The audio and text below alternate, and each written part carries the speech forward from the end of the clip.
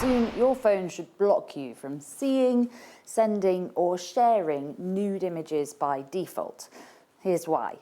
In a world first, the government has just announced measures to stop children sharing nudes online. At the moment, 91% of online child sexual abuse reports contain self-generated content by children, and the police are dealing with a child sexual abuse report every 5 to 6 minutes. This is not an impossible challenge. These are some of the most innovative companies in the world, and I believe they can solve it. The companies that make phones and tablets, like Apple and Google, are going to have to introduce device-level tech, so technology embedded into the phone's operating system that will make it impossible for your camera to take nude images, for you to send nudes over social media, or to share them even if you didn't take them. Going forward, all phones in the UK should have these blocks installed, and adults will have to verify their age on their phones to prove they're over 18 if they want to take off the blocks.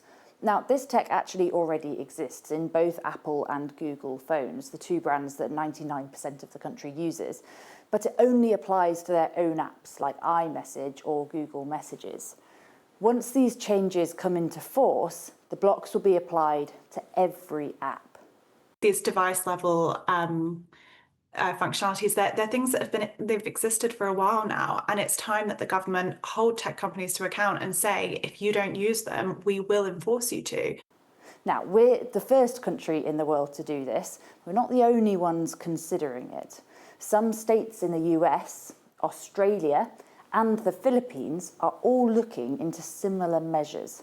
So where are the potential weak points? This all relies on age verification methods working, and we've seen since Australia banned social media for under 16s and the UK started age-gating adult content online, that young people will work out ways to get around these systems.